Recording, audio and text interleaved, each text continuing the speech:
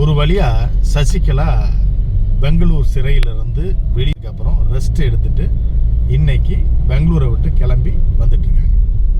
இப்போ பார்த்தீங்கன்னா எல்லாரும் எதிர்பார்த்தது என்ன அப்படின்னா, சசிகலா வருவாங்க, சும்மா அங்கங்கே ஒரு 5 வாகனங்கள், ஒரு 100 பேர் வரவேற்பாங்க, மாலை போடுவாங்க. இப்படி தான் பொதுவான எதிர்பார்ப்பாக இருந்தது. ஆனால் கிட்டத்தட்ட லட்சக்கணக்கான மக்கள் வந்து இந்த சென்னை பெங்களூர் ஹைவேஸில் கூடியிருக்காங்க அப்படின்னா அவங்களால நிச்சயமாக நம்ப முடியாது. அதுக்கான காட்சிகள் பார்த்துட்டு இப்போ நம்ம பெங்களூர் ஹைவேஸில் தான் வந்துட்டு இருக்கோம். காலையில் கிளம்புன சசிகலா இப்போ மணி வந்து 5 ஆயிடுச்சு. இன்னும் வந்து கிருஷ்ணகிரி தாண்டி ஒரு குறிப்பிட்ட தூரம் தான் வந்திருக்காங்க, ஏன்னா வேலூரே வரல. அந்த அளவுக்கு ஒவ்வொரு பாயிண்டாக பிரிச்சிருக்காங்க. இப்போ குறிப்பாக பார்த்தீங்க அப்படின்னா இந்த தென் மாவட்டங்கள்லாம் இருக்கு இல்லையா, கன்னியாகுமரி, நாகர்கோவில், விருதுநகர், மதுரை இப்படிலாம் இருக்கு இல்லையா, இவங்கெல்லாம் எங்கே இருந்து வரவேற்கிறது அப்படின்னு சொல்லி ஒரு பாயிண்ட் பிரிச்சிருக்காங்க. அந்த பாயிண்ட் பார்த்தீங்க அப்படின்னா இப்போ வேலூரில் ஒரு 4 மாவட்டத்தை சேர்ந்தவர்கள் கூடுறாங்க. அந்த வேலூர் மாவட்டத்தில் வந்து அவங்க சசிகலாவை வரவேற்கிறாங்க.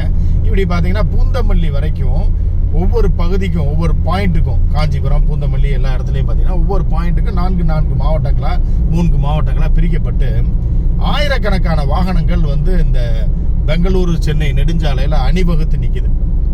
இப்போ நாங்கள் அந்த காட்சியை தான் பார்த்துட்டு வந்துட்டு இருக்கோம். ஆயிரக்கணக்கான வாகனங்கள் நிற்கிது. அதில் எவ்வளோ மக்கள் வந்திருப்பாங்க அப்படின்னு பார்த்தீங்கன்னா ஃபுல்லாகவே, அதாவது பெங்களூரு சென்னை தேசிய நெடுஞ்சாலை முழுவதுமே அமமுக கொடி இருக்குது, அதிமுக கொடி இருக்குது. இப்போ சசிகலா வந்து என்ட்ராய் உள்ளே வந்தாங்க இல்லையா, தமிழக எல்லையில் வந்து அவருடைய அந்த அதிமுக கொடியை பறிக்கிறதுக்காக முயற்சி பண்ணாங்க. பெரிய வாக்குவாதம்லாம் நடந்துச்சு. ஆனால் அந்த கொடியை அகற்ற முடியல. அவங்களோட வழக்கறிஞர் வந்து ராஜா செந்தூர் பாண்டியன் வந்து தெளிவாக சொல்லிட்டாரு, வழக்கு கோர்ட்டில் இருக்குது, நீங்கள் வந்து அவர் வந்து கட்சியில் இன்னும் இருக்கார் அப்படின்ற கணக்கு தான்.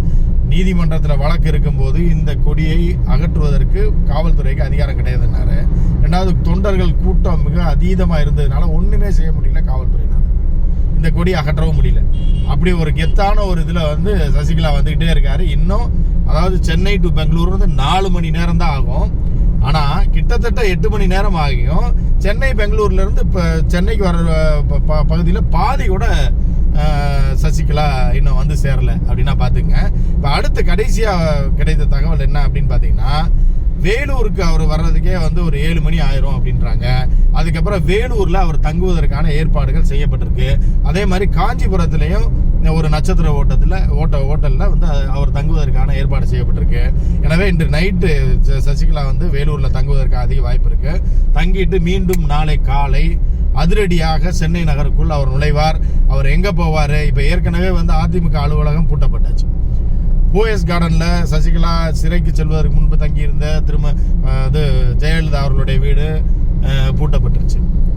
அதே மாதிரி பார்த்தீங்க அப்படின்னா ஜெயலலிதாவோட சமாதியும் தற்போது பூட்டப்பட்டிருக்கு அப்படின்றாங்க.